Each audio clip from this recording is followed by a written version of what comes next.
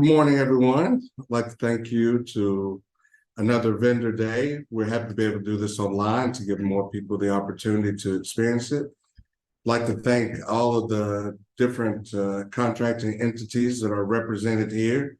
It's very important to our constituents, and that we hope that some value added to the different military services that are being supported here. I'd like to thank my Edie Paola and her team for putting this together. Thank all of you for being here. I won't take much time. I want to turn it over to Colonel Hildebrand, and let's get the day started. Thank you. Good morning. I'm Lieutenant Colonel David Hildebrand, the commander of the Regional Contracting Center Kuwait, also known as RCCKU, which is a subordinate battalion of the 408th Contracting Support Brigade. First, I'd like to start off by acknowledging a few folks. Mr. Pete Swift, thank you for hosting today's event and allowing us to gather and share our knowledge and experiences. The Vendor Day events are always a highlight for RCCKU because they allow us to interact and build relationships with all the stakeholders involved in this awesome event. It's also good to see that we have a few folks here from the U.S. Air Force, Army Corps of Engineers, and the JCCS team. Lastly, I'd like to recognize the efforts of Ms. Paula Delarouche. It's a pleasure for my team to have worked with her throughout the planning process. Her assistance has made our job much easier, and we could not have participated in this event without her expertise. As always, RCCKU is looking for capable partners, contractors for the various projects we have planned for Kuwait and other regions during 2023 through 2027. Many of you already do business with the United States government and are familiar with the process. Some of you are brand new. Our goal today is to provide you with some insights on how the government reviews and validates your submissions. This knowledge will enhance your understanding of our processes and provide you a better chance at receiving a contract award.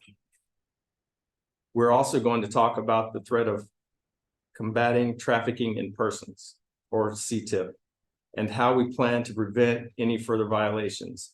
The CTIP program is of great importance to the U.S. government, and we will do everything possible to prevent violations. The bottom line is that in order to work with the government, a contractor must be in compliance with CTIP requirements. Please use the opportunity to ask questions and ensure you have all the data needed to do business with the U.S. government. Thanks again for joining us today, and the best of luck to all of you in your future endeavors. That said, I'll turn it over to the Corps of Engineers. Good morning. My name is Scott Reinhardt. I'm with the U.S. Army Corps of Engineers. I'm a contracting officer. And today I will be giving one part of the briefing. I'd like to let you know a couple of opportunities that we have coming up that some of the vendors out there may be interested in. So the first contract action we have coming up, we already have one set up and it's set to expire, and it's the Local National Quality Assurance in Iraq. The LNQA, as we call it, it's going to be an indefinite delivery, indefinite quantity contract, and it will span 5 years with base and 4 options. Your NAICS code for this is going to be temporary help services. So if that's something that your company offers, be on the lookout for something like this. It is a personal services contract. You will be providing manpower to the Corps of Engineers in Iraq to perform actions that are considered for construction subject matter experts. Things such as quality assurance, construction management tasks, and general engineering tasks. The estimated capacity for this action is $25 million. And we have had 2 previous contracts for this in the past, one in FY14 and one in FY18. The contract numbers are on the slide, so if you would like to research this to get a little bit more information on it, please feel free to do so. And we do anticipate soliciting this in the second quarter of FY24. The next action, this is for the construction firms that are out there. We do have an indefinite delivery, indefinite quantity job order contract that will be coming up pretty soon. We do have one, like I said, that's set to expire, and that's the one that's listed down here that was issued in FY20. This again will be another 5-year contract. It is a base plus 4 option years. And the next code for this is 236220, which is your commercial building construction. The job contracts are a specialized contract that we issue task orders off of for the repair, maintenance, and minor construction of projects at military bases in Kuwait. We do have an anticipated capacity for this action at $75 million, or approximately $15 million per year. And we do anticipate that this will be solicited in the second quarter of FY24 as well.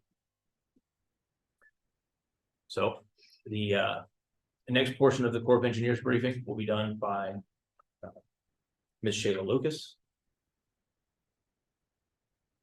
Good morning. My name is Shayla Lucas, and I am a contract specialist with the Army Corps of Engineers. You just heard from one of the awesome KOs at the Corps of Engineers, Scott Reinhardt, and he took you through some of the actions that are upcoming. I am going to take you through the next 2 vehicles, which will show you how to go in and register your company, so that way you can bid on some of these actions that we, the government, is offering. The first vehicle I'm going to take you through is the Procurement Integrated Enterprise Environment, known to all of us as PIEE. You're going to hear that a lot, PIEE, the Procurement Integrated Enterprise Environment.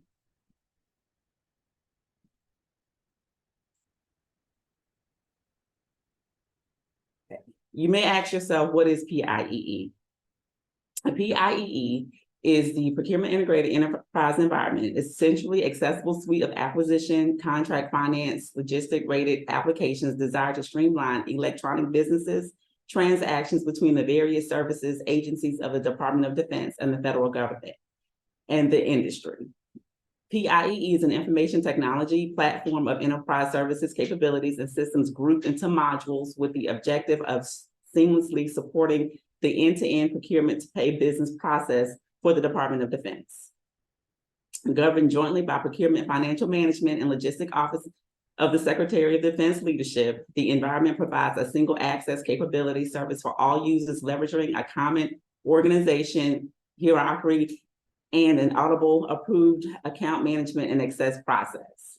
Leveraging the role-based access, PIEE provides users with the access to many of the critical enterprise capabilities used every day by hundreds of thousands of users spanning all services, defense agencies, industries such as the departments, invoicing, contracts, respiratory, and contract surveillance tools.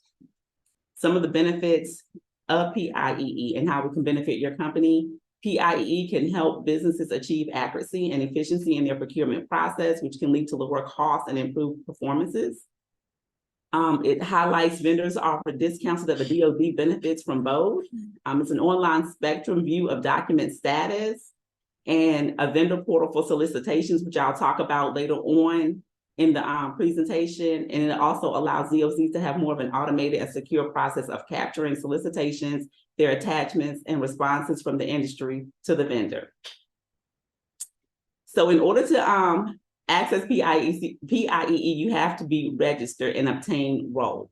But I'm going to talk about registration here in a few minutes. The first thing I would like to talk about is training. So when you Google PIEE in your browser, this page here is going to come up.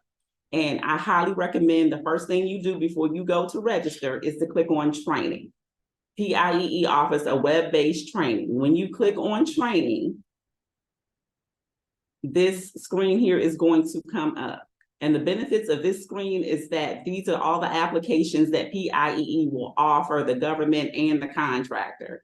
But if you click on each individual icon, it will take you through exactly the purpose of that application, the purpose, the roles that are assigned to it, and it will also give you an overview on how it will benefit you and your company and the sole purpose of that actual application.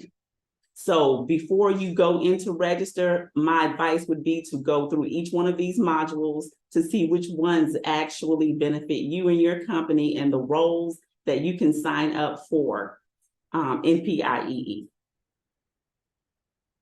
So once you've taken the training, then you can come back and register.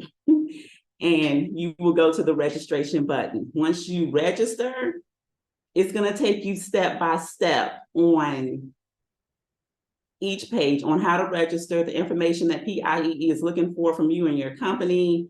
It's going to show you how to set up an EBPOC, which is an electronic business point of contact, a customer administrator, which is, they call it a CAM, and everything. So you will be able to, the process will take you step by step. And here's an outline here. One of the things about this is that when you go in to register and submit your email address, your company's information, once everything is in, PIEE is going to send what's called a token and alert to you. So if you do not respond within 72 hours, then what they will do is they will email you again. And if you don't respond within 30 days, then you'll be rejected. And basically the token, the alert, is to let you know that they received your package. And if anything needs to be corrected, then they will give you the information that needs to be corrected before they actually activate your entity, your cage code. And we'll get into that later on when I get into SAM.gov. So I talked about EBOC earlier and the contract administrator CAM. These are two things that will you will set up in the registration process. And let's go through which each of those are. Okay. The companies will designate a contract administrator or an EBPOC for the company. A CAM determines who has access to their data in the procurement integrated enterprise environment and provides authorizations to activate. Vendors must appoint a CAM to manage their procurement integrated enterprise accounts. In large companies, you will have two, a primary and an alternate. An EBOC or a CAM will be responsible for authorizing vendor employees access to submit, modify, or view data on behalf of the vendor. So, as mentioned earlier, the CAM is your gatekeeper. And basically, they're going to be the ones responsible for the company's registration and activation in PIEE. So if there's any issues or any problems, then the PIEE is going to go to the CAM, the gatekeeper. If roles need to be activated, all of that is going to be through the EBPOC and the CAM, the contract administrator, who's the gatekeeper for your company's account. So either you can, how can I say this? You can appoint an EBOC. Some companies will have an EBOC, or they will also have a CAM, but they can also be separate. If your company decides that you want two separate, you want a person to represent your company as the EBPOC, and you want another person to represent your company as a CAM, then you have to do what's called a CAM appointment letter, automatically appointing that person as the CAM. And it takes 2 days for that letter to be approved. So basically, your company can have two people serve as gatekeepers. You can have an EBPOC and they can have a CAM, or they can have one person to serve as both. If you do decide to have two different individuals for each role, then you will have to submit a CAM appointment letter.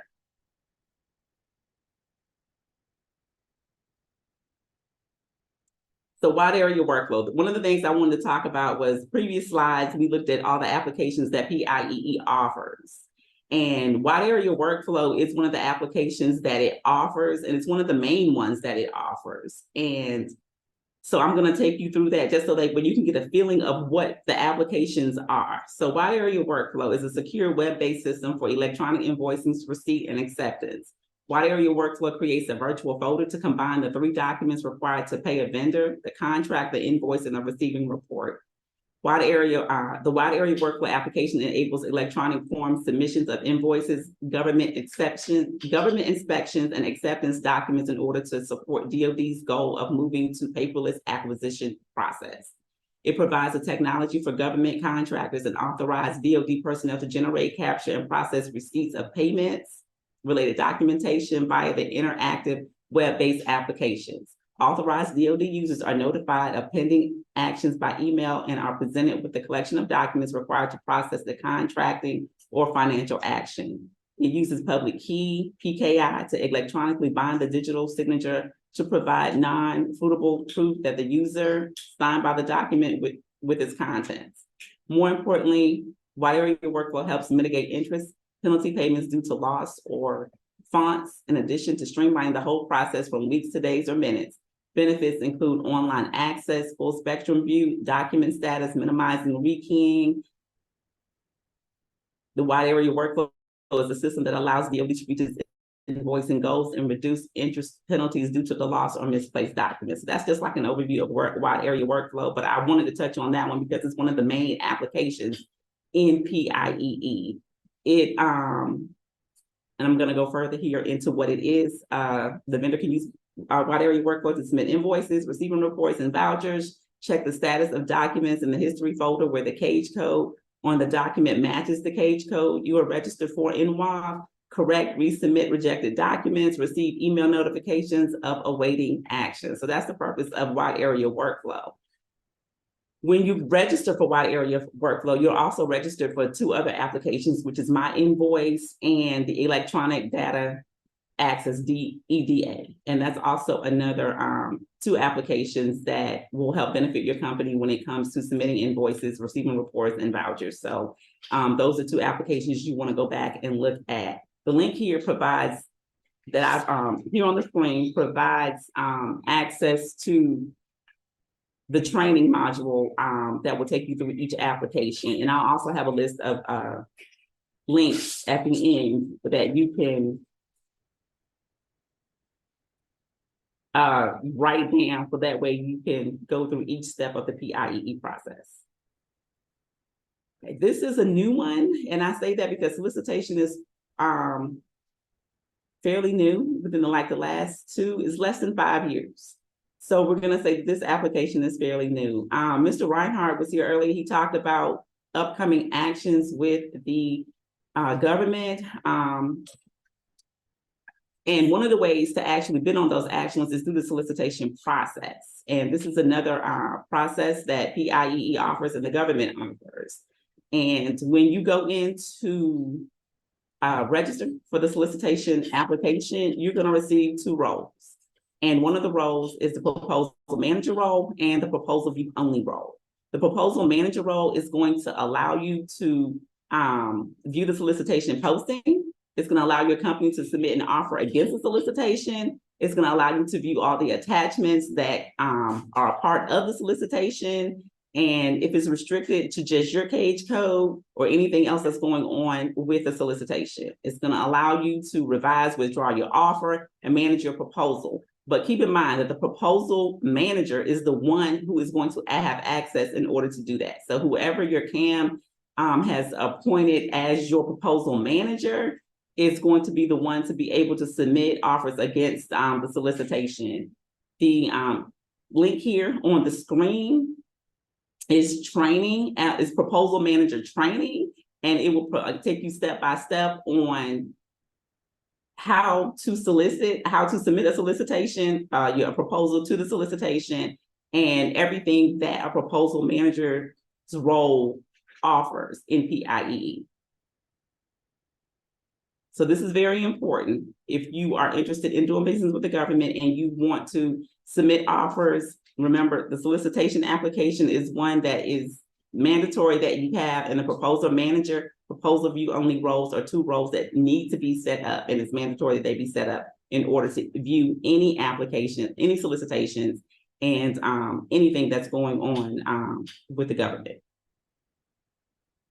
So these are a few steps here that PIEE states that is mandatory for the vendor to use and how they are to use the application. Step one, register for the System Award Management SAM. We're going to get into that like here in a few minutes.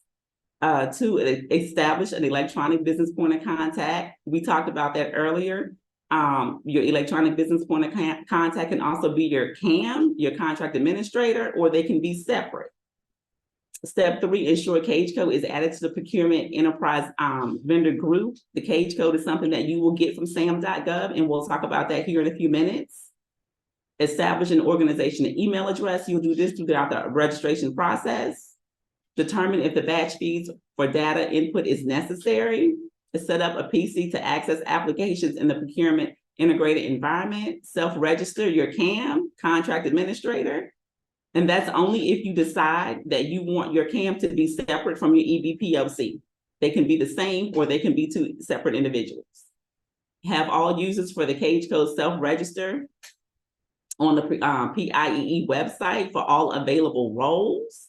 And you will do that during the registration process, but your CAM will be the one to manage that and complete the web-based training for the applications. And that's what I talked about at the beginning, that web-based training is very important because it will take you step by step through each application. It will give you individual training on each application, and it will show you how those applications benefit your company and apply to your company and the roles that they offer. So that training is very important.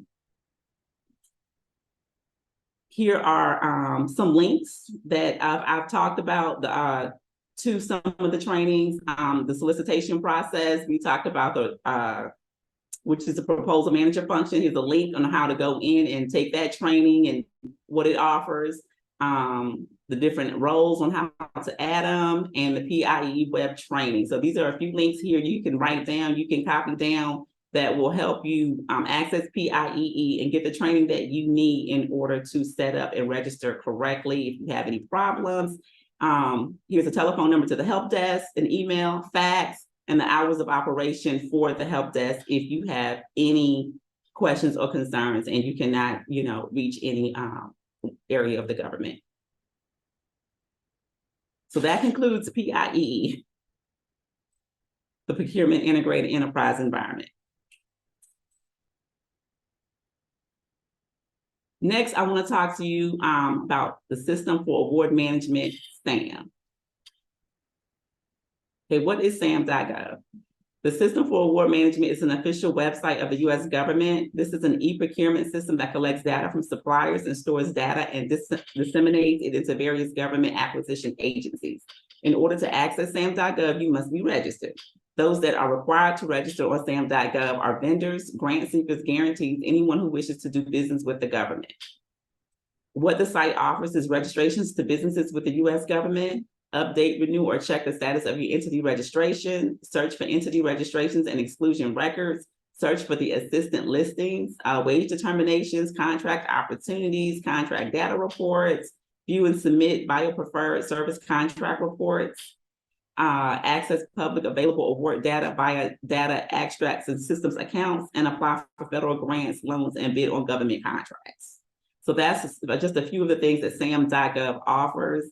One thing I failed to mention when we were talking about PIEE was the entity and your cage code.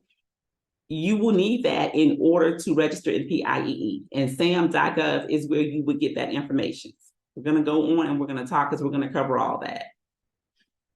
So registration, you will register your entity to do business with the U.S. federal government by completing the entity registration process. And here's a link provided to where you can go and do that. Please be mindful that new registrations can take 7 to 10 days to process. SAM.gov must send out some information for validation with outside parties before your registration can be activated. This includes the TIN validation with the IRS and CAGE and validation assignments with the DoD. This time frame may be longer if the information you provide is flagged for manual validation by either party. You will receive an email alerting you when your registration is active. So as part of the active registration, you will be assigned a unique entity ID. That is important. It's important because you're going to need that for SAM.gov, but you're going to also need it for PIEE, the previous application that I just talked about. You're going to need that to even to register for PIEE. So that's why it's important that you have a unique entity ID. You may wonder, what is an entity? The term entity refers to prime contractors and specific organizations or individuals applying for assistance awards. Those receiving loans and contractors desiring to bid on government contracts and seeking federal procurement awards. That's what an entity is. It's a 12-digit number that you will be giving once you register. So getting started with the unique entity ID. This is the steps on how you can get started and register. You will go to SAM.gov. You will click on registration. Once you click on registration, it will take you to this screen here and you will say create a new identity. And you will follow the steps, each step, until you have finished the registration process. Okay, so in order for you to do work with the government, you have to have what's called an active entity. It has to be active in SAM as well as PIEE.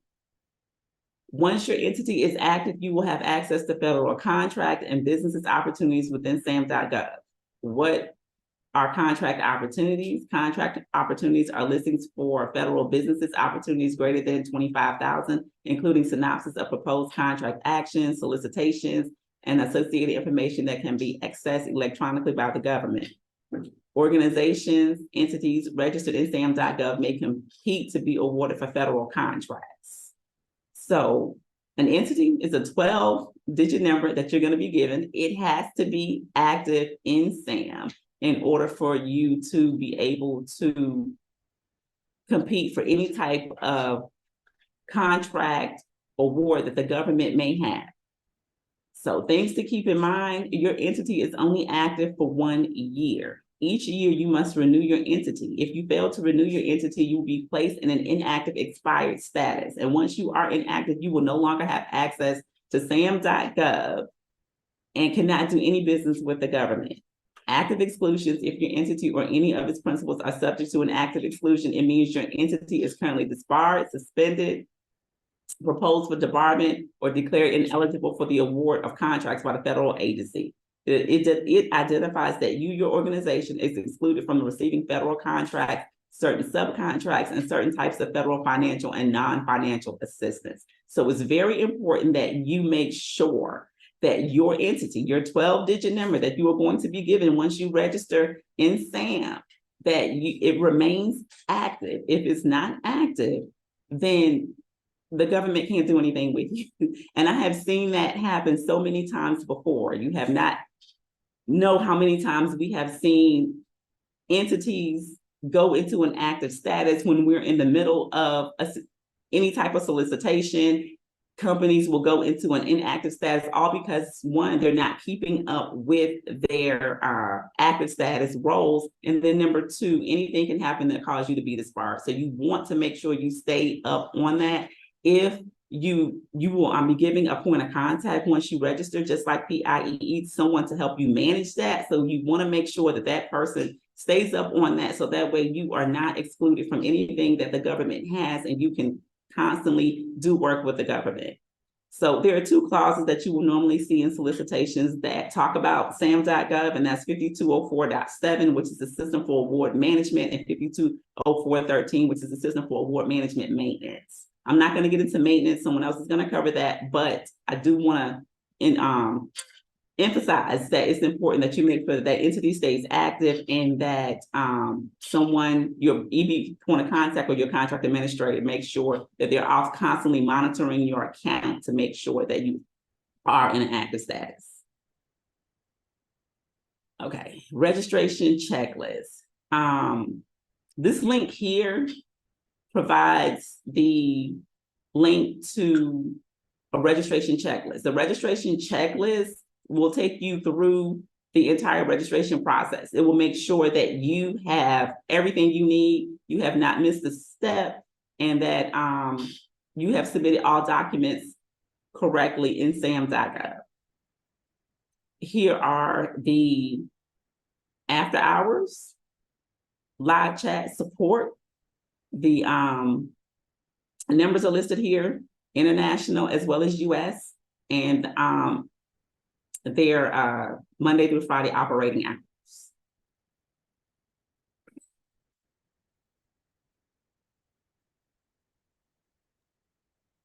I don't know if there are any questions, but if you have any questions regarding PIEE and SAM.gov, please go back to the links and the training that I provided. I hope you all wrote all of them down. And please make sure you take the training for PIEE and SAM.gov, and make sure you submit all documents correctly. And that covers my portion of it. Thank you, Shayla. We do have one question on SAM. Someone is asking if their SAM registration expired and the contact person is no longer with the company, how can they obtain their username and password? How can they retrieve that? A help desk. The help desk will help them if they are expired. If that was the question. Yes, if that was the question, the help desk can give them the information that they need if they find themselves in an expired status. Okay. And then someone is mentioning we've been trying to activate our entity, but it rejects us because of our old address. That should also go to the help desk, correct? Correct. Okay. Hold on. How to reactivate the expired entity, and also what would be the fee structure? So I think you just mentioned how to, yeah, there's no fee, right, for Sam? No, there's no fee.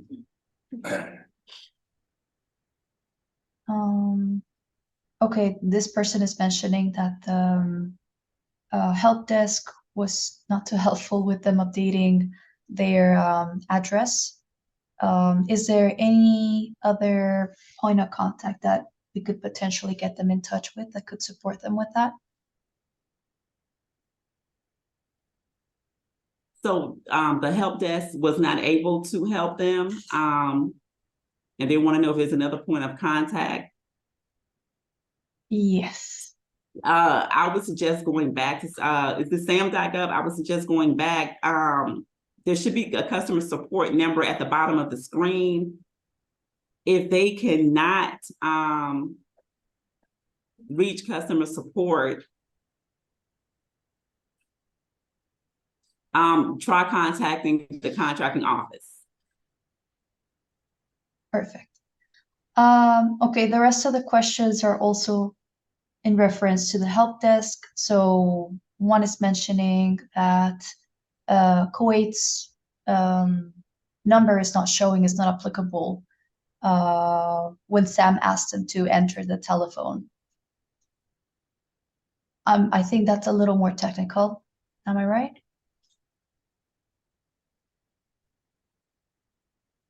So the Kuwait information is not correct. Is that the question? The country code, it's not taking it. It's not available for Sam. The Kuwait country code is not available for Sam. We can take note of that and then try to see if we can did enough wait, but right now we don't have an answer. Okay. We will take note of that and try and see if that's something we can correct. But right now I don't have an answer as far as the Kuwait code. Okay. All right. So I think that's it for now for Sam. What we'll take for everyone in the call, we will send you more information on the help desk. If you have more specific questions about your company and your issues with Sam, please do send them our way and we can forward them to the US military. Maybe they can support you with that. Okay, one last one. Sometimes Sam rejects the attached documents of address verification. We have submitted it many times, but it seems that they are not being able to complete that process. So the registration process, their documents are rejected. Is that the question when they go through the registration process? Yeah, their address verification is not being it's not being accepted.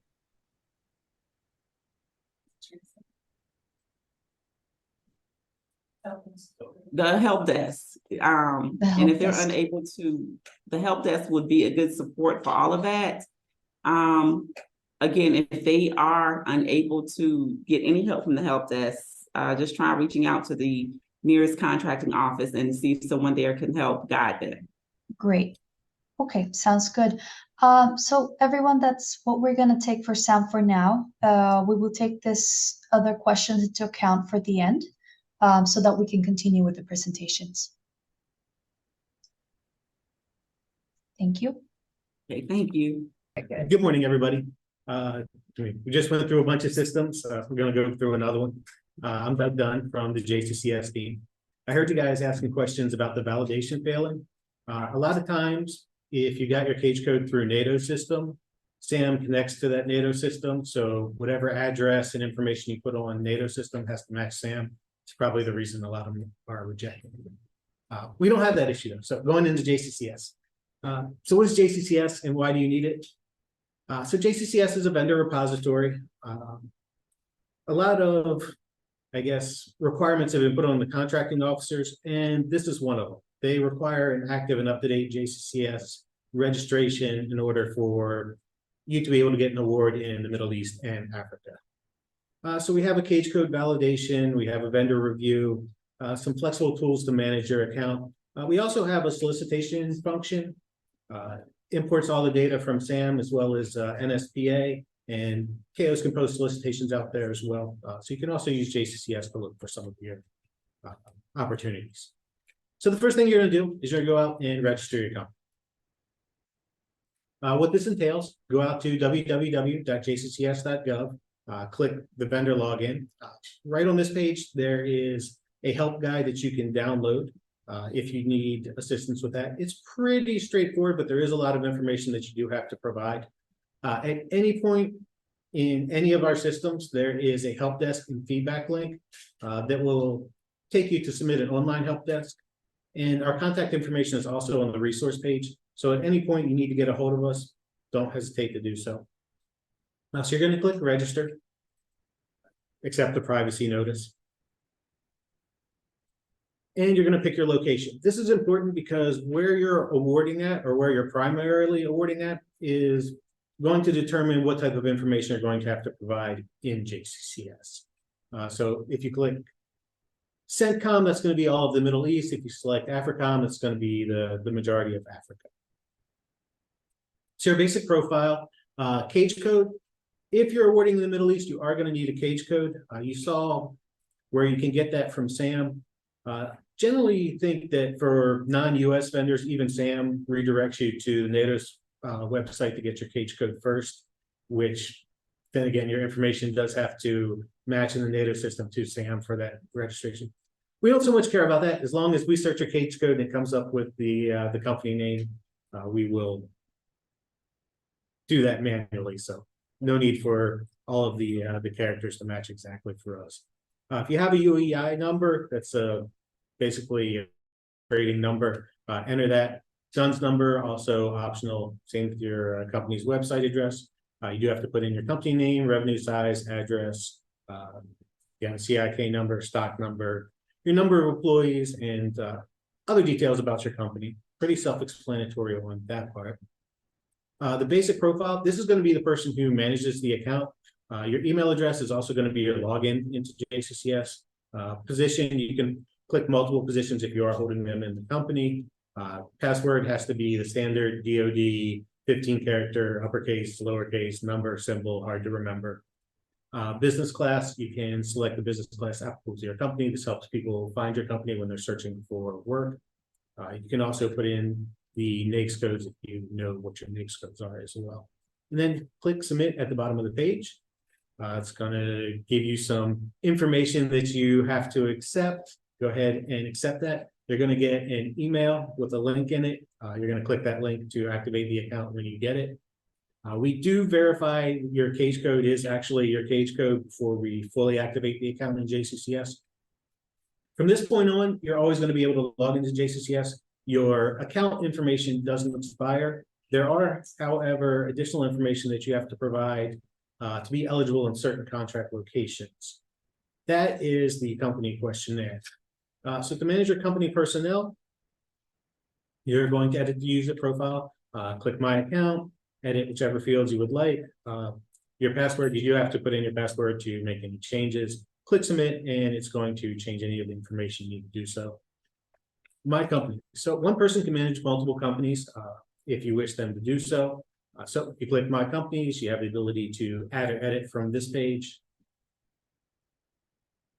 Company contacts, you can have multiple people on the companies to be able to manage that profile if you wish to do so. You always want to have one company administrator that manages this. You can change that to whoever you like. The very important part, especially for awarding in CENTCOM, which is the Middle East, is the company questionnaire. So you'll see several statuses at the top. Incomplete means that you haven't filled out and certified your questionnaire. Ready for review means that everything in your questionnaire is complete, and all you have to do is have a contract officer review that. Complete means it's good to go. Someone has reviewed your questionnaire. I will say in this, you don't actually have to be complete to submit a proposal to a solicitation. The contract officers aren't going to just review every questionnaire for every company in JCCS. They're only going to review those if they are considering your company for one of their opportunities. So as far as you're concerned, if your profile says ready for review, you're good to go out and solicit for any type of work. About to expire. So if your questionnaire has been reviewed, meaning it says complete, that is good for 2 years. That is the only thing in JCCS that will actually expire. So if you've had your questionnaire reviewed, it's complete, that's going to be good for 2 years. If it's expired, your profile is still good, but your questionnaire is not. So what you need to do in that is just open up your questionnaire and make sure that all of the information is up to date. Correspondence. This is a place where contract officers can correspond with you, and it leaves a history of it. Optional field, but useful at sometimes. Questionnaire manager. So this is where you provide all the information that is necessary for the KO to review your profile and to be eligible for contracts in the Middle East. Country of origin. This is going to be assigned to you based on where you registered your company. Completion, number of sections of that you've filled out. Status, different statuses that we just went over. So to edit it, or just click edit to the far right, and that's going to open it up in another browser tab.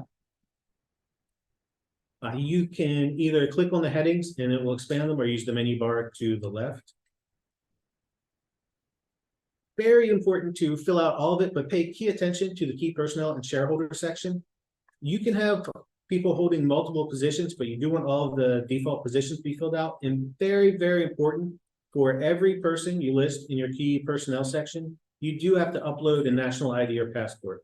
I guarantee you, if you don't have IDs and IDs that actually match the person's name who was there, in this section, when your questionnaire section gets reviewed, they're not going to approve it. They're just going to come back to you and ask you to either update or correct the IDs.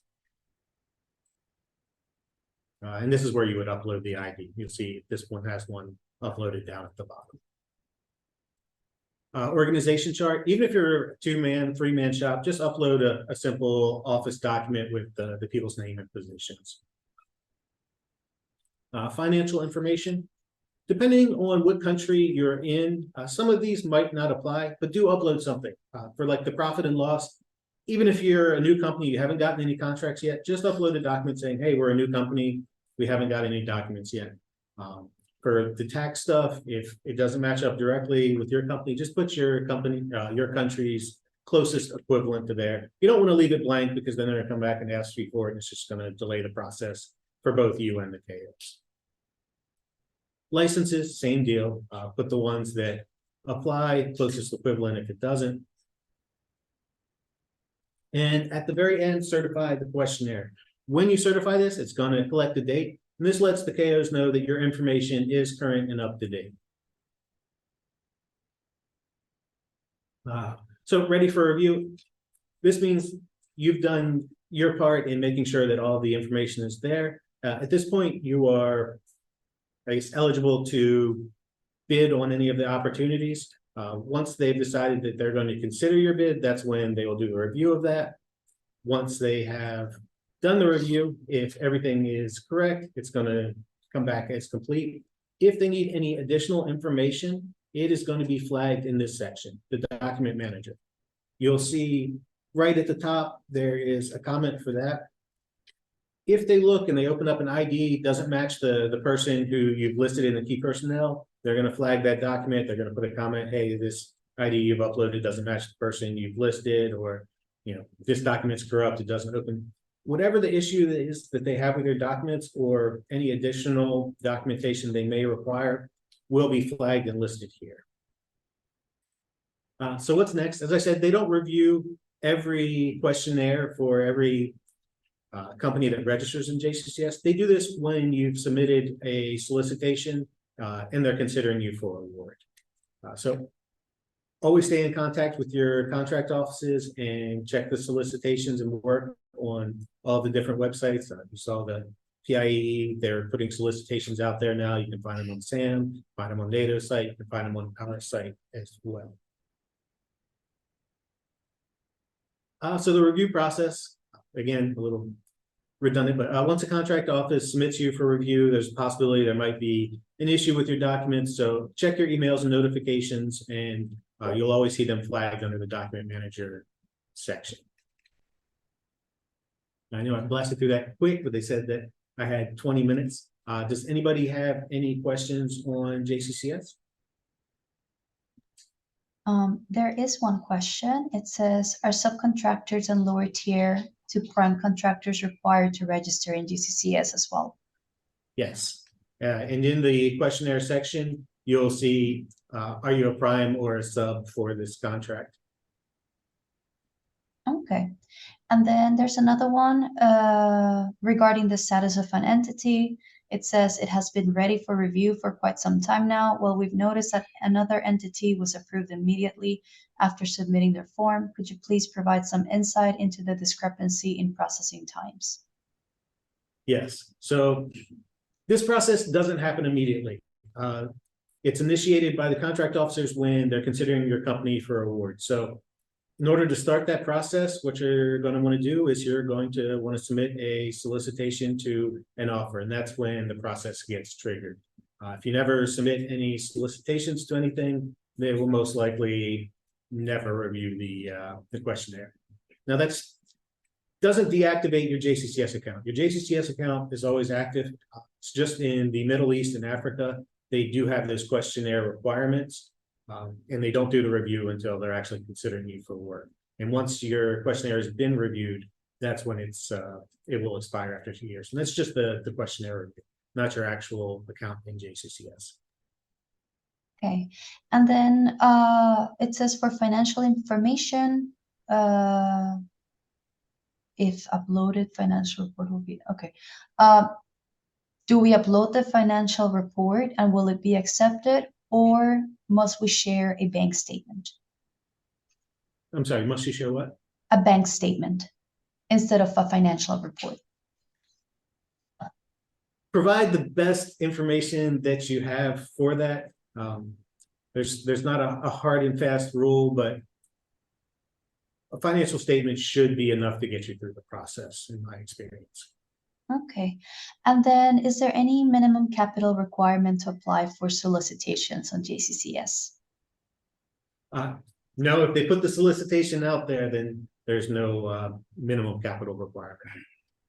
Okay. And then is it true? Sorry, I'm going with it fast because I know we're on the time. Is it true that we cannot be awarded more than 50K if we're not approved with JCCS?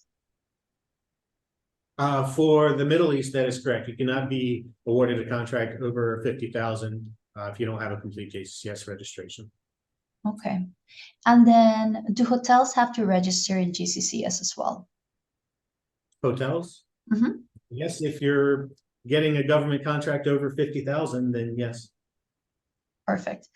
I think that's it for JCCS questions. Thank you so much. Good morning. I am Michelle Lewis. Today I'll be giving you a brief on the solicitation process for vendors. What is a solicitation? A solicitation is how we request industry to make us an offer and how we get industry to select our offer. There are different types of formats of solicitation. Normally what you'll see here in Kuwait, you will see simplified acquisition procedure, what we also call SAP. Simplified acquisition procedure is covered in FAR Part 13. It reduces administrative costs, improve opportunities for small business concerns to obtain a fair for the government contracts. It promotes efficiencies in economic and contracting, and also avoiding unnecessary burdens for agencies and contractors. Seal bidding. Seal bidding is a method of contracting that employs competitive bidding, public openings of bids and awards. And then we also have contracting by negotiation. It's a competitive and non-competitive negotiation and acquisition. A contracting award using other than sealed bid and procedure is a negotiation contract. So those are the type of three solicitation that you would see here in Kuwait. Also, the written solicitations forms that you would see. Most common forms are issued as a solicitation. You will see standard form 18, a request for quotation used in simplified acquisition procedure. Standard form 33, solicitations, offers, and award is for IFB, which is also known as invitation for bids. And RFP is for request for proposals. Standard form 11449, solicitation contracts ordered for commercial items used when commercial and other commercial items. So normally we would send out a solicitation by Senate, or you can see it on SAMS. It will be the standard form 11449. So in the SF-18, it's prescribed to use obtain price, cost, delivery, and related information for suppliers as specified. And the SF-149 to accomplish acquisition on a simplified acquisition procedure is covered in FAR Part 13, and it's to establish blank purchase agreement, which is also known as BPAs. And to make purchases on the BPAs is also covered on the FAR Part 13. And then the third part of the FS-149 to issue orders on a basic ordering agreement specified in FAR Part 16. So those are normally forms that you will see when you see a solicitation in writing. So those are the forms that we put all the information, the 5 W's for the solicitation. We also have an oral solicitation.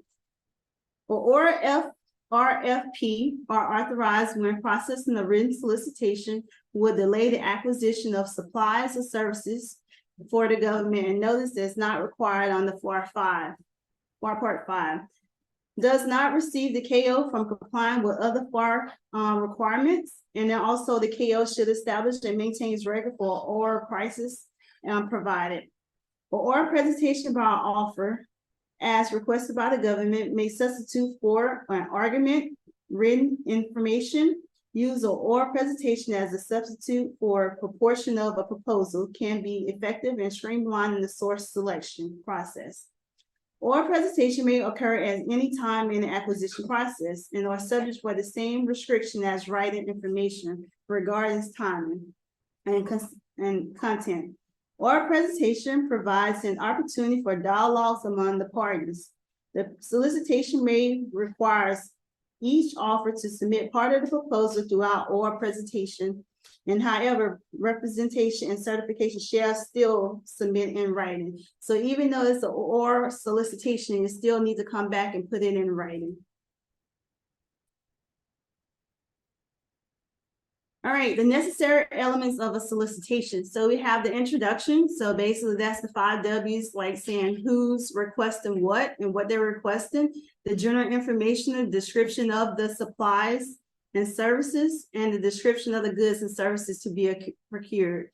The minimum qualification of the vendor. So that's when we'll specify if you need SAMS, JCSS, or spot in order, or you need to be a local vendor.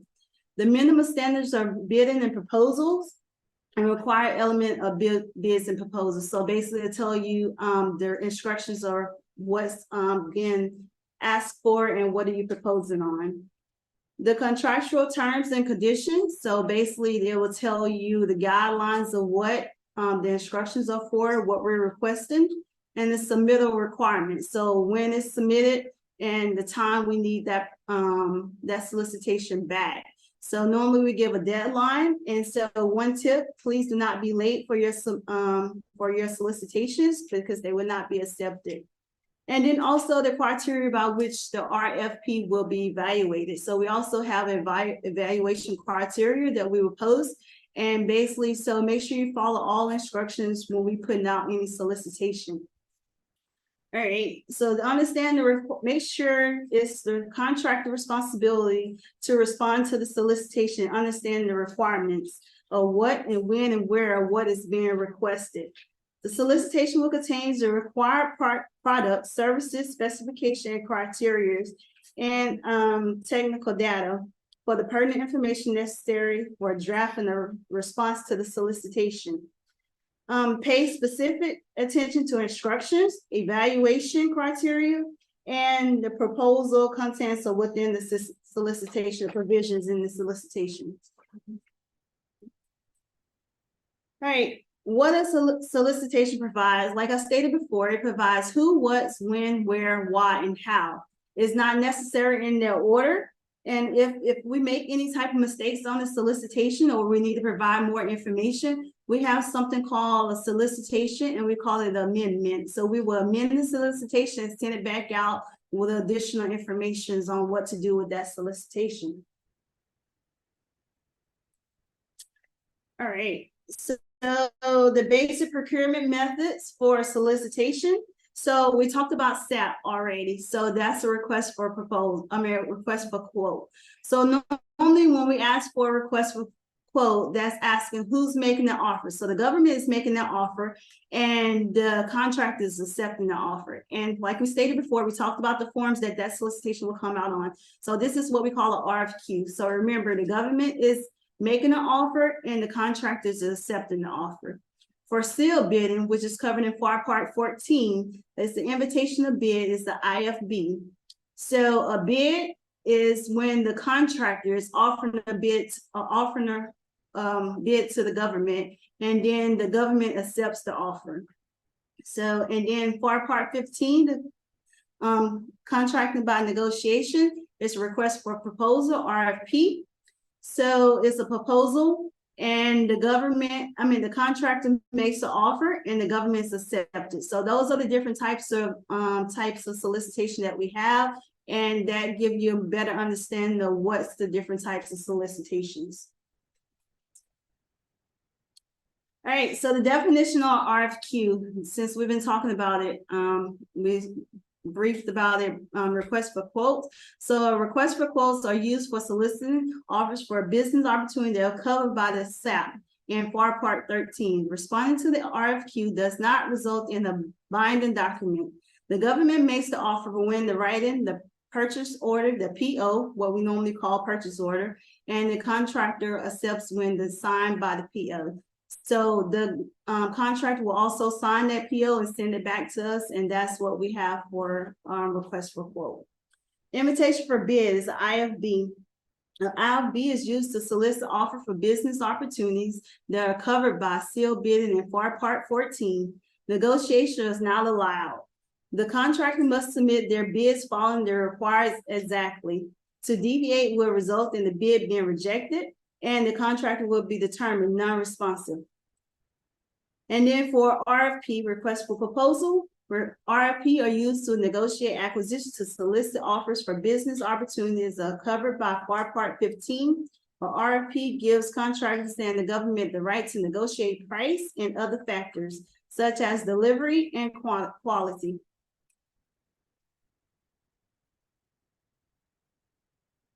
Okay, so during this solicitation process, we have potential offer questions. So normally we have, if we put out a solicitation, you can ask questions for clarified questions or RFIs to ask more about what we're asking. So before or after the government has issued a solicitation, it may be faced with answering questions, inquiries for the industry regarding the aspects of the requirements of the solicitation process in general.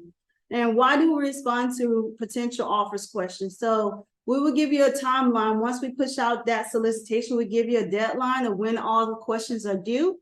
We will send your questions as soon as possible. That's normally, it's beneficial to us to send those questions, then wait to the deadline.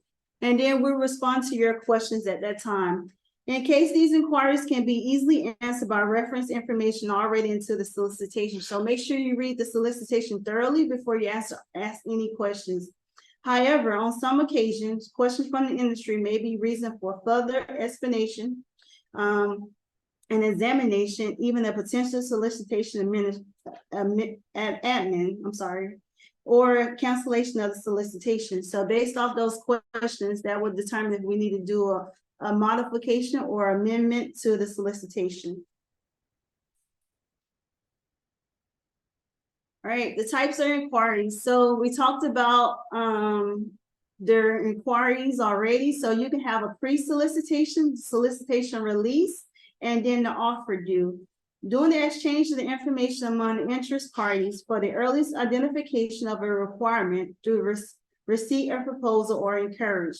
The purpose of the exchange of information is to improve and to make sure the understanding of the government requirements and industry capability, thereby allows potential offers to judge whether or how they can satisfy the government requirements and enhance the government ability to obtain quality supplies and services, including construction at a reasonable price and increased efficiencies in proposal preparation, proposal evaluation and negotiation, and a contract award. Agencies are encouraged to promote early exchange of information about future acquisitions. And early exchange of information among industry and the program manager, the contracting officer, and other participants in the acquisition process can identify and resolve concerns regarding of the acquisition strategy, including proposal contract types, terms and conditions, and acquisition planning schedule. The feasibility of the requirement include performance requirements, statement of works, and data requirements. The suitability of the proposal instructions and the evaluation criteria include an approach of assessing past performance information, the ability of reference documents, and any other industry concerns or questions. Some technical techniques to promote early exchange of information on market research or site visits. A pre-solicitation notice that provides a general description of scope or purpose of an acquisition invites potential offers to submit information that allows the government to advise the offer about their potential to competition. The pre-solicit notice should identify the information that must submit and criteria that will be used to make the initial evaluation.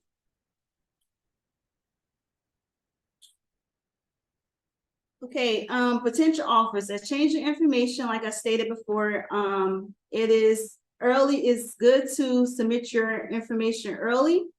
Early exchange of information amongst industry and government participants or acquisition process can identify and resolve concerns regarding. So it can also determine the types of contract, terms and conditions. Like I stated before, the statement of work, performance is statement of work, and the data requirements. Next, I'll be followed by my colleague to answer the common questions from the industry. Good morning. My name is Francisco Jose Notamerli, and as we continue on questions in the industry, many questions are based on real or perceived ambiguities with the requirements portion of the solicitation. That means you're reading the PWS or performance work statement or the statement of work, and there's something that doesn't make sense to you. Or it could be in the attachments, exhibits, or specifications. You have questions about the period of performance or delivery dates, exact determination of the condition of government property if utilizing government property, or solicitation evaluation criteria and bases for award. Some questions may be more general in nature. Can the proposal due date be extended? Is this going to be a set aside? Will you consider making multiple awards?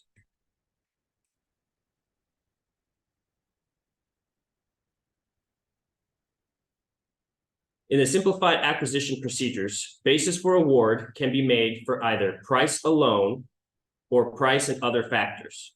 In regards to price alone, we also desire that conformance be acceptable, and the other factors could involve past performance and quality. Solicitations are not required to state the relative importance assigned to each evaluation factor and sub-factor, nor are they required to include sub-factors. If in a solicitation, if it's all or none, or a multiple award basis. And for all solicitations, whether in FAR Part 13, 14, or 15, they will be incorporating provisions and clauses by reference.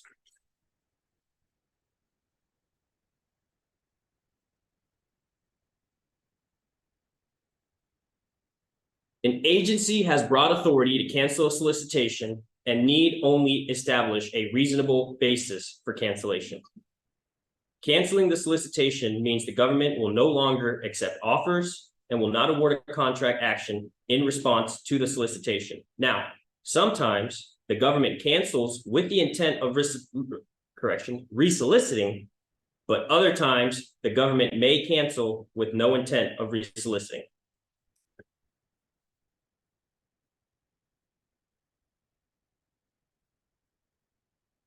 The requirement to cancel a solicitation is normally subjective and requires careful consideration and judgment by the contracting officer. It is on their determination and FAR references that they can deem a cancellation be necessary.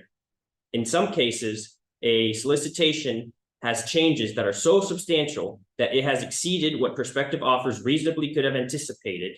The contracting officer must cancel the original solicitation and issue a new one, if that is a course of action, but that is regardless of the stage of the acquisition. In FAR Part 14-209 Alpha, invitation for bids, they should not be canceled unless cancellation falls into two instances below. If there is no longer a requirement for the supplies or services, or where amendments to the invitation would be of such magnitude that a new invitation is desirable.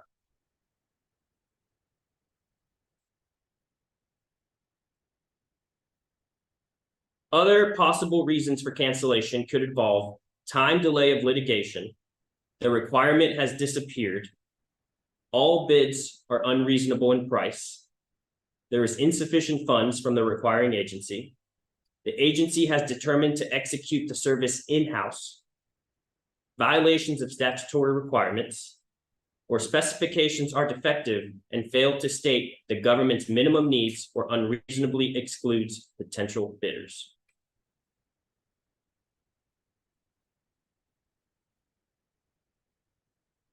Here is an image captured from SAM.gov, which we have discussed in great extent today. And if a contract will be synopsized, it will generally be shared on SAM.gov, also known as the government-wide point of entry. When you are searching for solicitations on SAM.gov, you can select contract opportunities from either the top contract opportunities link on the homepage or in the drop-down menu slightly below the top. This will direct you to the top right image captured, where you have options to search for a contract opportunity on either an identification number or keyword to narrow your search. The following image below is what you are directed to. You can select a solicitation based on the options available, either through the identification number or keywords.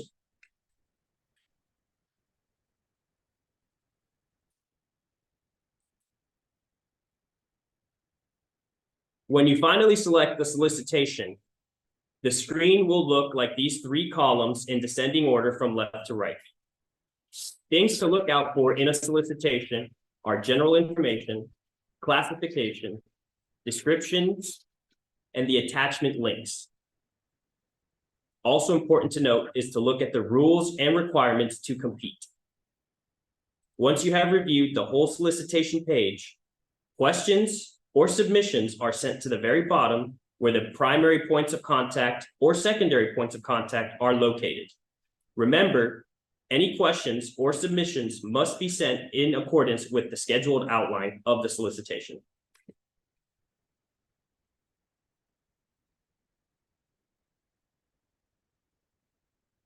Pending any questions, that is the solicitation process.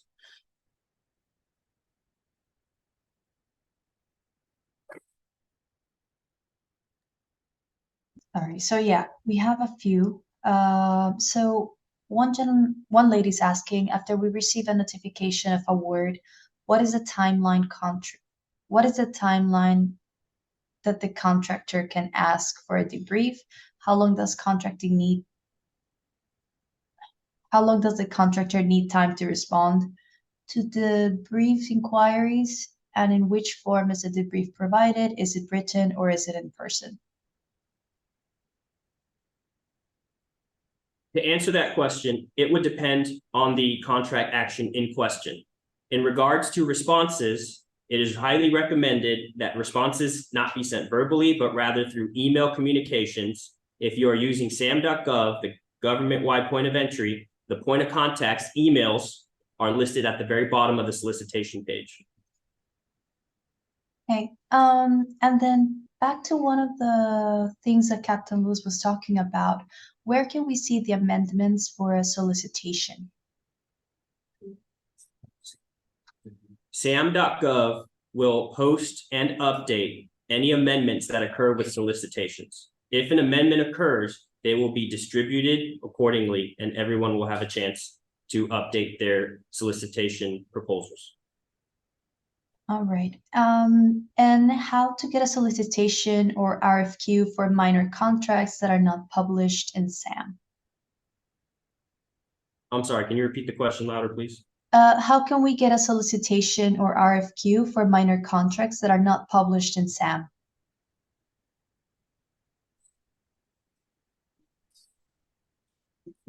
That is also dependent on the contract action or the vendor-based availability. Generally speaking, if it's not on SAM.gov, it could be on Unison or other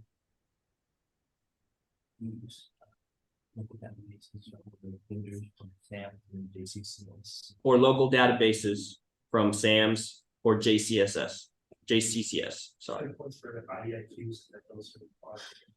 Things like that, so they may see a lot of contracts happening, but it's already. Did that answer the question? I believe so. Okay, once we apply for any solicitation, would we be notified via email or do we need to follow up via sam.gov? After the solicitation process is completed and an awardee is determined, it will be posted on sam.gov for all to see. Okay.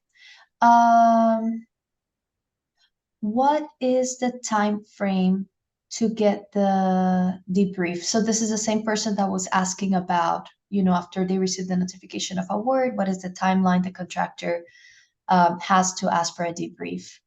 So she's asking for a time frame, if you have something. That is on a case-by-case basis. And in any instance, if you are asking for an update, just feel free to contact the primary or the secondary point of contact from the original solicitation. Okay. Let me see. In many cases, once the award notice is out, we find our offer more in favor of the U.S. government's best interest, and we do apply for a debrief, but it rarely gets a response. Is there anything that they could do differently in order to receive a response?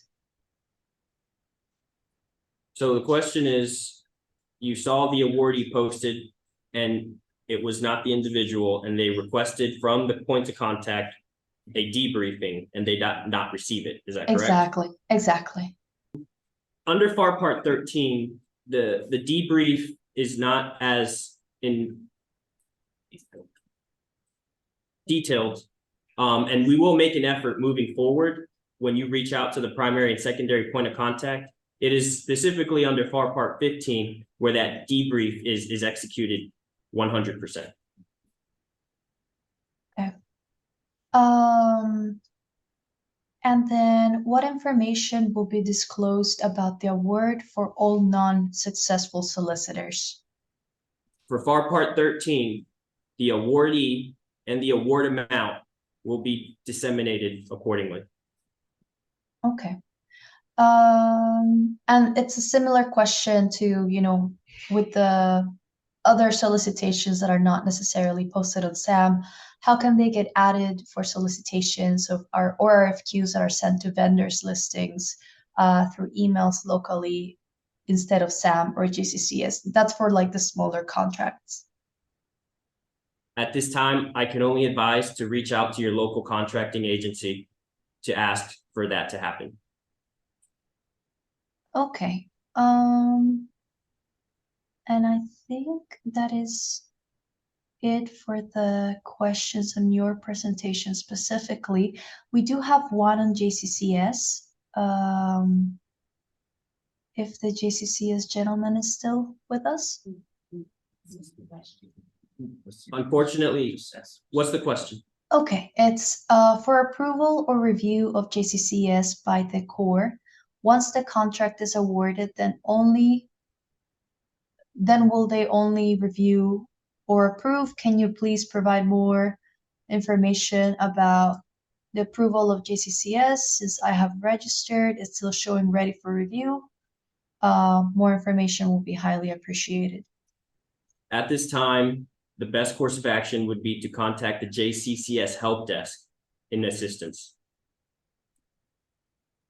Okay. How can we reach the local contracting office for the RFQs, RFPs, and oral orders if they don't have a contact and they don't know who to reach out to? To answer that question, at the end of this presentation, there will be contact lists that they can utilize moving forward. Perfect. So I think that actually answers two of the questions that were sent at the end. So I think we can move on to the next topic. Thank you so much. Thank you. Good morning, everyone. My name is Theda Kittrell, and I am a contract specialist at the 408th Contract Support Brigade, ABCK-AmCham.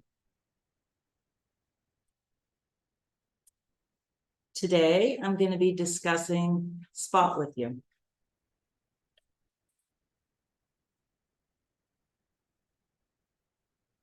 So what do I want to share with you today? One, I want to provide a high-level overview of SPOT, help you to build a better understanding of what your role is in contractor accountability, provide some additional resources for further education, and to give you some information on who you should contact if you need help.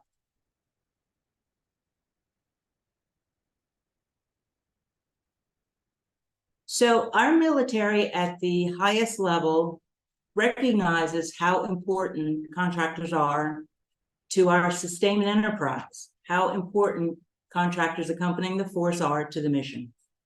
For example, in Afghanistan, we had more contractors on ground than we had active military.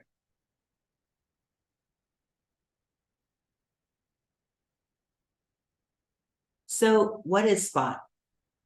This is a mouthful, so let's read this together. Synchronized Pre-Deployment Operational Tracker. Synchronized Pre-Deployment Operational Tracker. Basically, SPOT is a database. The U.S. government has a database for everything.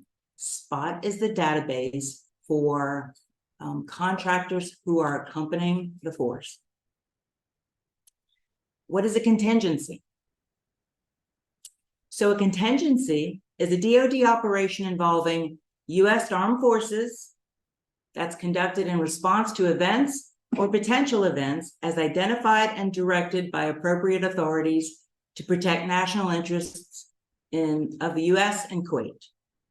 So contingency operations are declared, basically.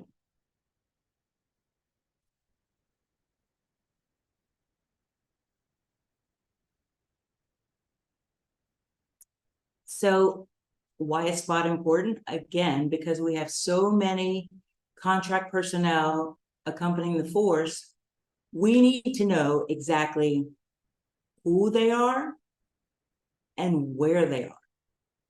So we have two types of personnel that accompany the force, what we call CAV and non-CAV. Contractors authorized to accompany the force, CAV. So if you are authorized to accompany the force, you are going to know it because you will have a letter of authorization. We also have non-CAV contract personnel, and that's those individuals who maybe already be in country, local, national employees, non-local national employees who are permanent residents of the country you may be operating in, but they're not specifically authorized to accompany the force.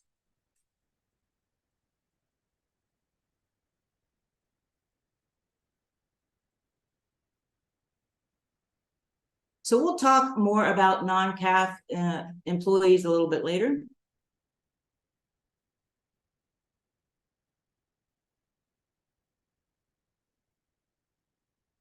All right, CAF. What do you need to do to comply? So if you have an Army service contract and you don't currently have a username and password for Spot, you need to identify someone within your organization to act as that POC. And you might want to use the same person who is your SAM coordinator because they're very familiar with how to use our government databases, creating usernames, passwords, contacting the help desk, etc. So have your point of contact review the Spot registration quick guide. And you can see we have a location for a PDF document that you can download and read at your leisure.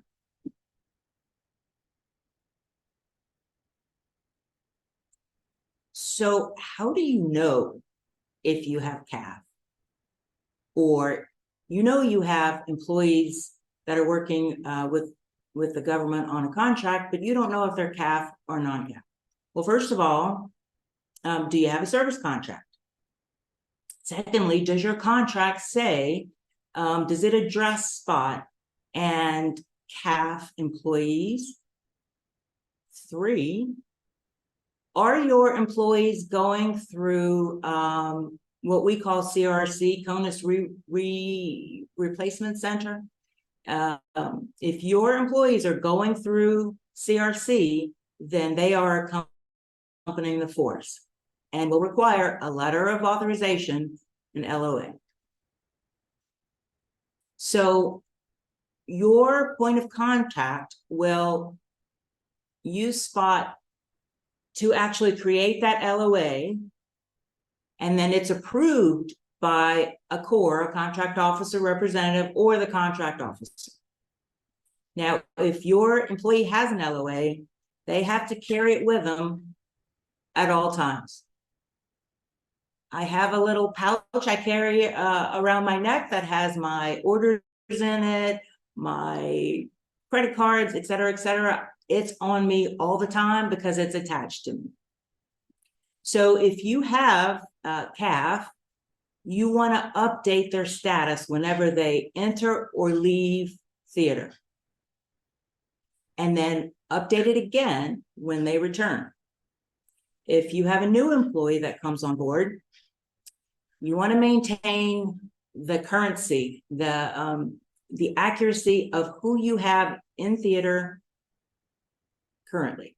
So we find there are folks that are still registered in Spot that are no longer assigned to the contract. The contract may have expired. And we need you to make sure that you keep your information current.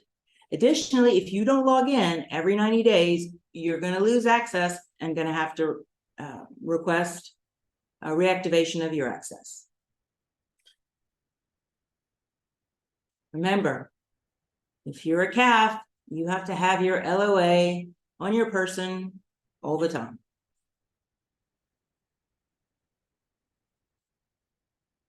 So now let's talk about non-CAF employees.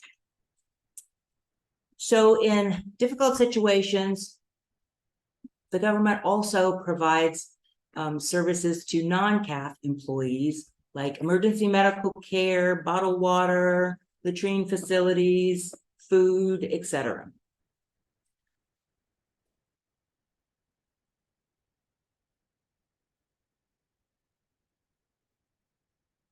So how do we register our non-CAF personnel?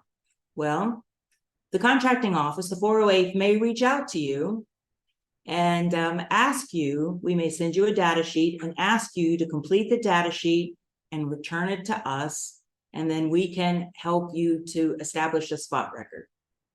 So if you receive correspondence from us, please don't ignore it. respond and respond in a timely manner.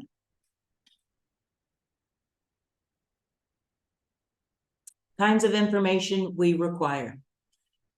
First name, last name, middle initial, if you have some sort of foreign ID, passport number, citizenship, your birth date, gender, company you're with, contact information, and then we also ask for information for next of kin.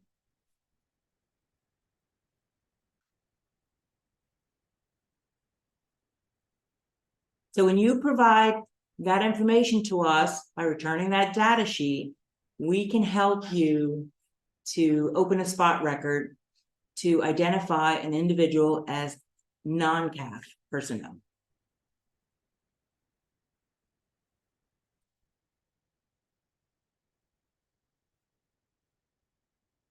So to summarize, spot is mandatory.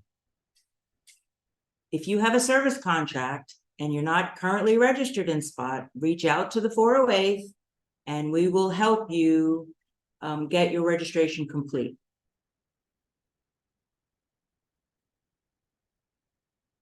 Let us know if any information regarding your personnel changes. So now you see some places you can go, some links for additional resources. There's the link for the Spot Help Desk, and I can tell you the Spot Help Desk is very, very responsible. They will typically get back to you in 24 hours. If you don't get satisfaction with the Spot Help Desk, reach out to your contract officer, your contract specialist.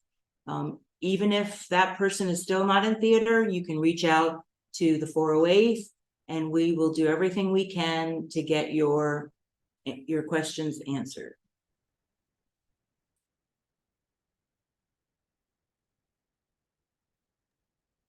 So that concludes my brief. And if you have any questions. Thank you so much. So we do have a few on spot. So a gentleman is asking, how can we obtain the ECA certification for accessing spot? So if you Google Spot, it'll take you to the landing page, and there is a link there for you to provide access for a username and a password. Did that answer your question? I believe so. Is Spot an actual tracking device attached to authorized personnel or just a software installation, data entry, and who do you reach out to for this? So in the digital age, we know by carrying a cell phone in our pocket, folks can generally tell where we are. So I've had experiences with trying to maintain my CAF and non-CAF personnel on contracts that I am responsible for. For example, the personnel will be assigned to a contract and the location will be in Erbil, for example.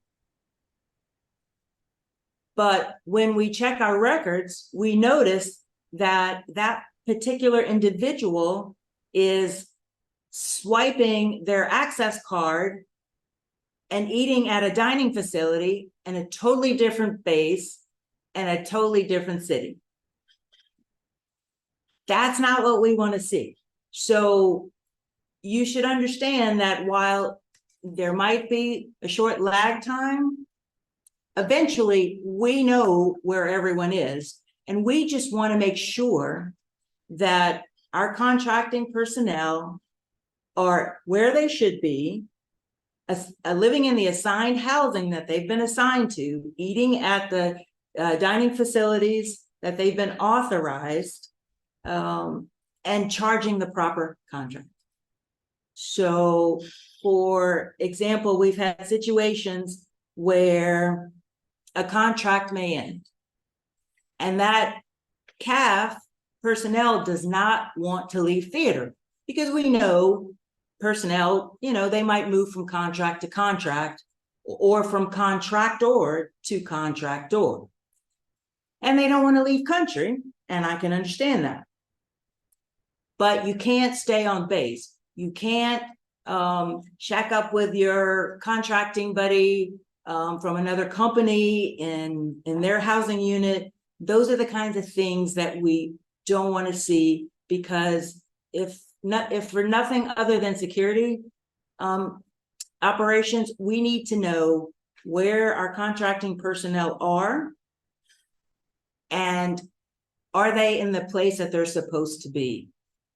And should they have access to the bases that they have access to?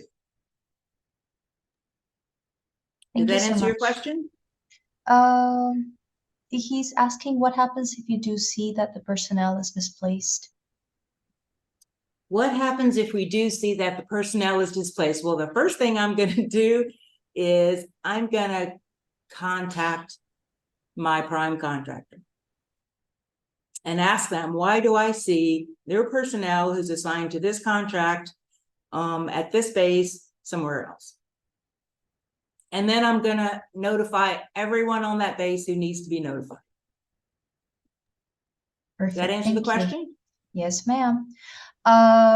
Okay, back to the ECA certification. So he mentioned that, no, it didn't answer his question fully, because he's saying the foreign companies are unable to access SPOT without the ECA certification. I'm sorry. Can you speak up a little bit about what kind of certification is this? The ECA certification.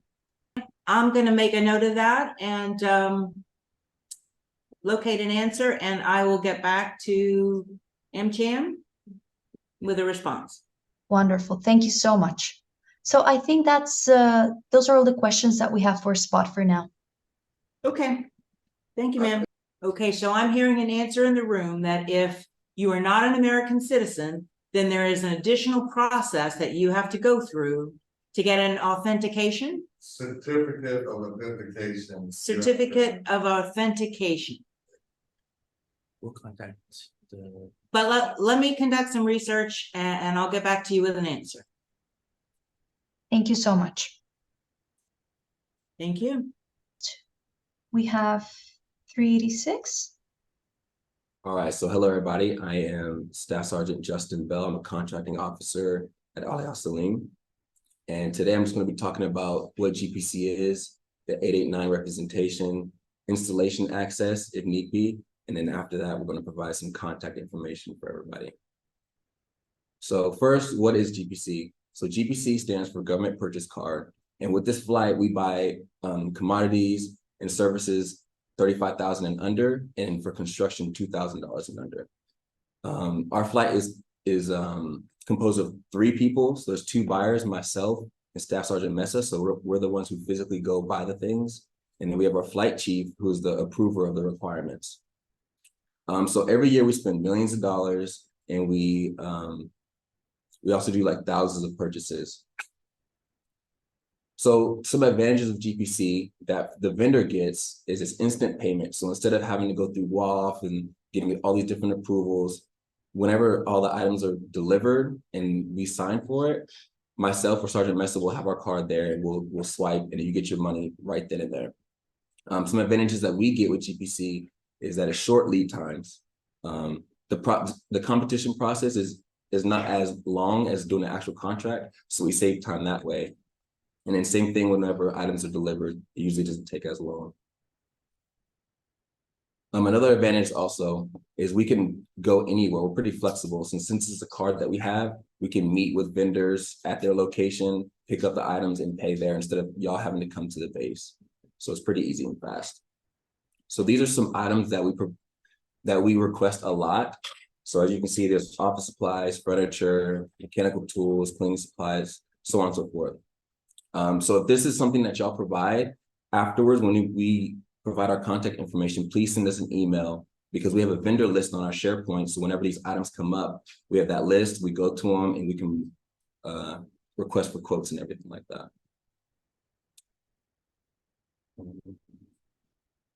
Okay, so before we can do business with you all, we already talked about SAM earlier, but on this form, if let's say you're waiting for your SAM to get approved or whatever, you can submit an 889 representation form.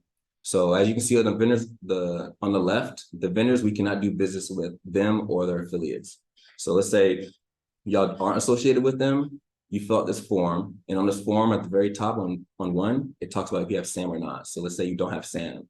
Then you fill out your information, your company information, date, city, all that. And then in section 14, I don't know if y'all can see that, but it talks about the clause, which is the cover telecommunications equipment and services. And what that says, you can either put like you provide those things or you don't. If you don't provide it, then everything's good. But if you do, there's a chance that we can't do business with you all. But if you do, we have to, us as a contracting officers have to go through the FAR to the same clause, and then we might have to ask for additional documentation. But other than that, it's pretty self-explanatory and super easy. And if you need that form at the end, we have that contact information. We'll send that to you all if you send us an email. So that's pretty much it about the 889 representation. Okay, so let's say we procure a service or construction from you all, you have to get base access. So these are the 5 different types. And it's pretty long, I'm not gonna lie, but the common documents on the left, as you can see, those are what's gonna be needed. Let's just say you need a five-day pass, it's a lot less and super easy and quick. But no matter what, you're gonna have to talk with security forces in the host nation.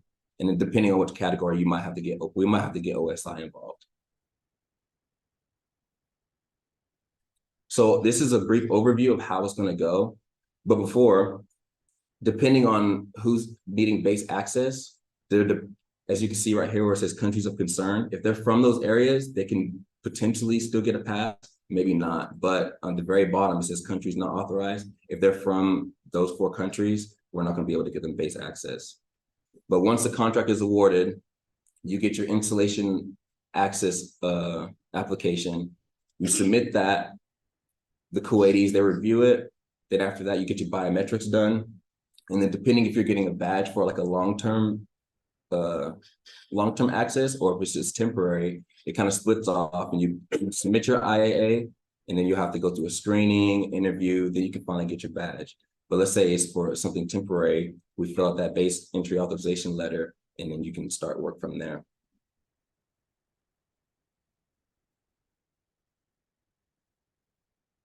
So this is our contact information. Please reach out to us. We love doing business with new vendors. And this is going to be Captain Matthew Bryan. He's our Director of Operations. So if you need that 889 documentation form, or if you have any questions, or you want to send us your capability statements, please reach out. Please, we really do love doing business with new vendors. That concludes my briefing. If you have any questions, please let me know. But if something comes up later on, you can always email that contact information. I'll leave it up for you all. Thank you. So we do have a question. So if our entity is in Oman, UAE, Qatar, etc., not Kuwait, who can we send our capabilities to in order to sell to them sell to the government in terms of the GPC card? So smaller items. So you can send that to our contracting office and we can try to get you a POC in a local area. But I would start with reaching out with this contact information I have here first. Okay, perfect. Thank you. And does the country access for the bases apply to other bases in the region? When you were talking about the nationalities, is this just for Kuwait or does it apply to other GCC countries as well? I want to say that just applies to Ali Al Salim, but I can't speak for the other bases. Their process might be different than Ali Al Salim's. Okay, perfect. Thank you so much. Does anybody else have any questions about base access or government purchase cards? All right. Thank you so much. If you do have any questions, please email us or give us a call, and we'll be happy to help y'all. Hey, everybody, put a face to the name. So I'm Captain Matthew Bryan. My contact info is up there for a second. This is just some backup slides regarding contracting opportunities for other types of buys that we do. So for example, for construction projects here, you can see that electrical, sewage treatment is something that we commonly contract for. We also have an indefinite delivery, indefinite quantity contract that's for paving the airfield as well as paving the roads. We actually have recompetes coming up within the next fiscal year. So stand by and stay tuned on sam.gov for that. You will see that. And you can basically search just like we've shown here earlier today, and that will pop up. You'll see that sometime in, you know, the October, November timeframe likely. So for material supplies, rental services, these are common things that we need on a consistent basis, right? So compressors, AC units, a lot of furniture, bunk beds, these types of things are common purchases that all of our customers need. And we encourage all of our customers on base to go local, because going local means oftentimes y'all are easier to contact, you provide better customer service, and you're truly motivated and committed to delivering for us. And we really do appreciate that. So we tend to shy away from those Amazon purchases, those things that have to come from stateside, because it takes longer. It's harder to reach these vendors when you need help. And again, we find that local vendors consistently deliver excellent customer service, and they really are committed to the relationship they have here with us at ABCK-AmCham. Some more services. Some of these, as you can see, are larger, like internet, that will come up on a very limited basis, right? We're talking maybe 5 years. So these things are not common, but when they come up, they'll be on SAM, they'll be introduced there, and you'll be able to respond and to submit proposals for it. Again, some of these, for example, like cranes would be in the case use of an aircraft departing the airfield and maybe losing a wheel or something where we need to emergency rent a crane. These types of things are just uncommon, but it's something that we need in the case of an emergency, and we'd be willing to, you know, we really pay quickly in order to get that service out there and get that airplane fixed. And that's it. Thank you, everybody. Thank you so much. And just before we go into the May Talk brief, we have a few general questions that we haven't addressed just yet. So as a U.S. government contractor seeking to serve contracts in the Middle East and let's say Kuwait, how does their company become accredited by the host nation government?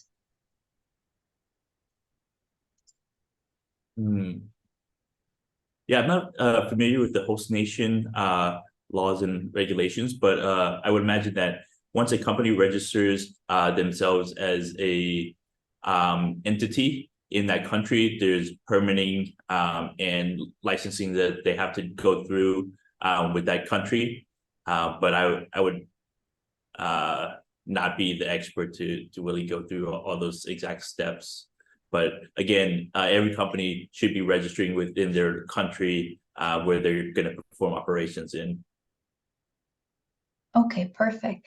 And then, hold on. In regards to construction contracts where drawings developed by contractors must meet AEC computer-aided designs standards, are there recommended or preferred applications used and approved by the U.S. government, or does any platform that provides the design, is it approved by the government as long as it provides the CAD standards? Yeah, so each of the solicitations might be a little bit different. I can tell you that our design team typically uses AutoCAD. But you would have to follow the instructions that are on the specific solicitation to get that exact answer. Okay.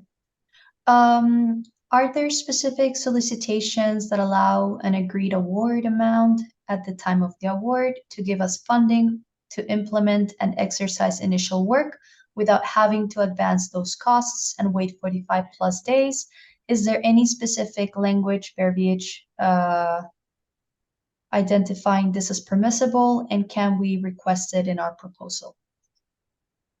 I missed a couple of words there that I think might have been important to the question, but I think if I understand the question roughly, that is something that the contractor can propose in an RFQ to the government. If there is a potential, let's say there's lag time or the equipment or items will be coming in from another country, they can definitely propose that to the contracting office and say, hey, noticing this requirement and based on the local availability of the equipment or the item, it might take longer. So we propose award with delays and maybe award with potential early invoicing as a separate claim. That's definitely something that a contracting office would take on and try to improve the solicitation process through those questions from the vendor. Thank you. I think that answered it well. And then another person saying that they responded to a GSA federal support email for some concerns during the registration in SAM, but they didn't receive any response about it since last week.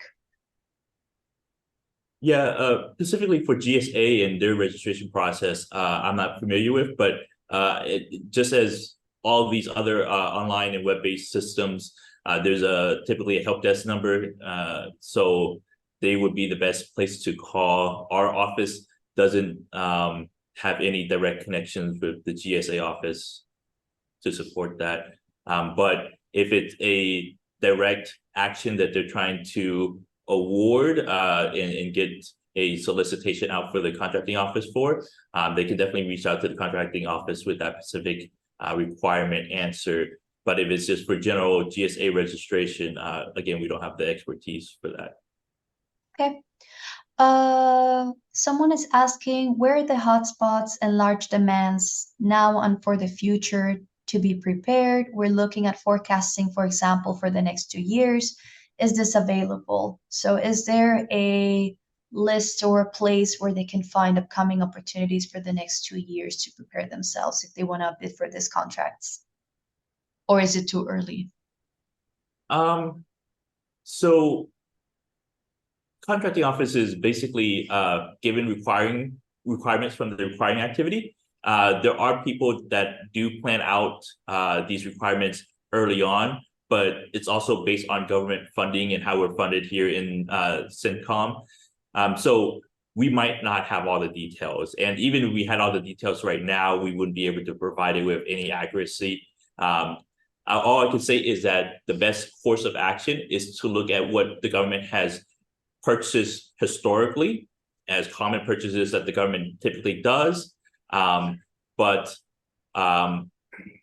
as we've gone through and reduced our efforts in CENTCOM, those requirements are probably going on more on the decline. So just reduce the percentage on what we typically buy throughout the years historically.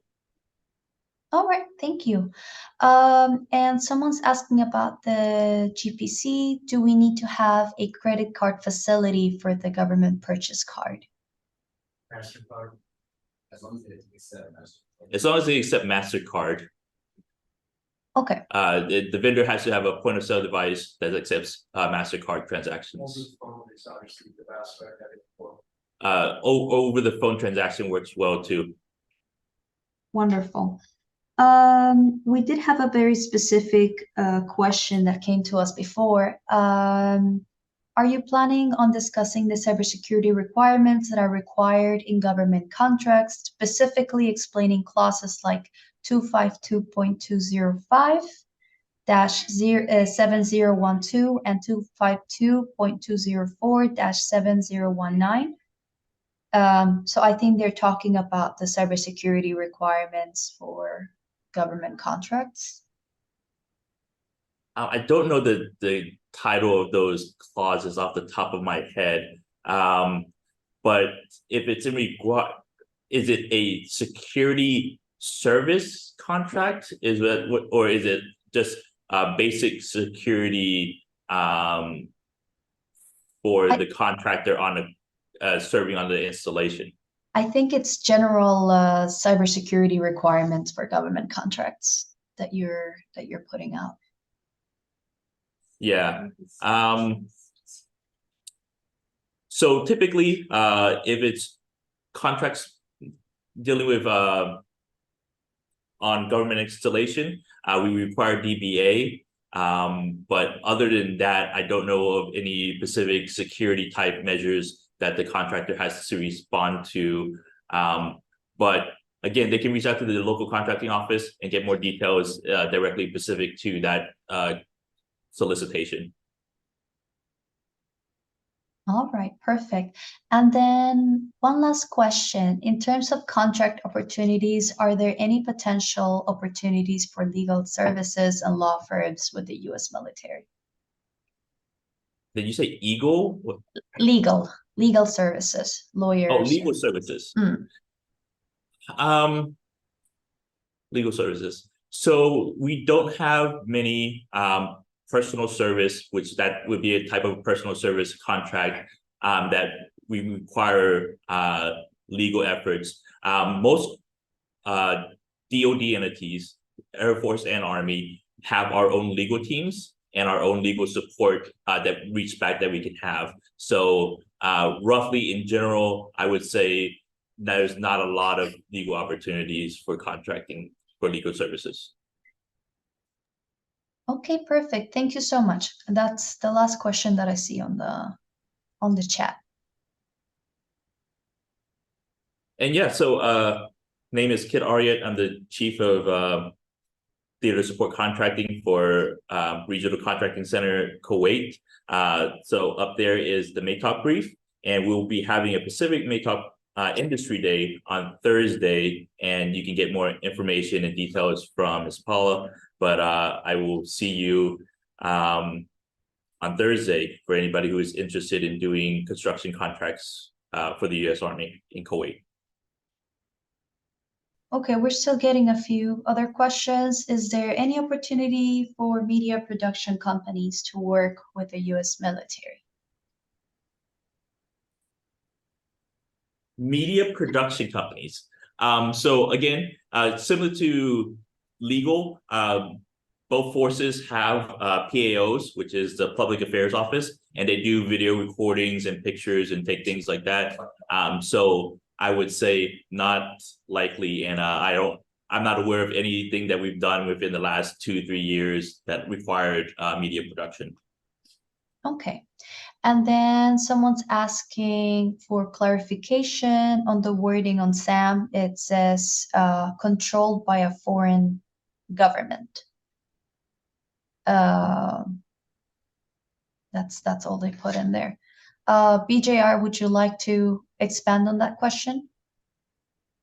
Let's give them a minute. I would say that if it's just a drop down, maybe if it's just a simple yes or no, then they would just answer, are they, is their organization controlled or a part of, like let's say, for example, if they're federal prison industry for the US, federal prison industry, it falls under the Department of Justice.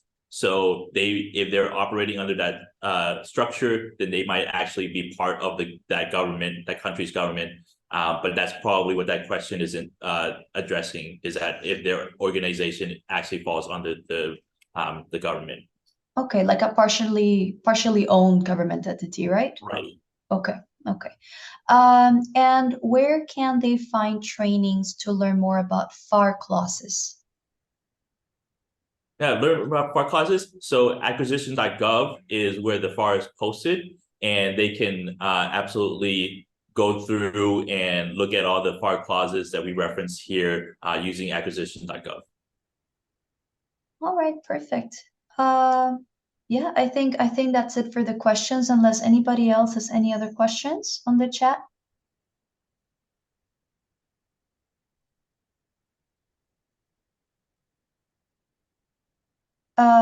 They're asking about other methods of payments on GPC. Other methods of payment. Oh, okay. So the Air Force, the ability to pay in cash. Do you guys have a field ordering officer, or do you guys use your GPC authority to finance? So for the field ordering officer. So yes, the same for us as well. So the Air Force has the ability to pay in cash using the field ordering officer. The 408 does have that as well, but not for Kuwait. We just have the GPC program, and we also don't have checkbooks. We don't have, the Air Force doesn't have checkbooks. Yes, so cash is for very, very specific situations where no card can be accepted. The preferred and recommended method is using the MasterCard transaction. Okay, perfect. Sounds good. So thank you so much for briefing us on all this great information. We will be sharing the presentation with all of the participants. We know that you were asking to go back to the opportunity slides. You're going to get that very soon, so don't worry about it. As well as the email addresses that the presenters have shared as well, so that you can inquire with them more about more specific questions. We hope we answered your questions. Thank you so much for attending the event, and we hope that it was fruitful and informational for all of you. If you have any specific questions, again, send us an email at communications. We'll try to get it to the military as well to get you support. Thank you so much for joining. Take care and have a good day.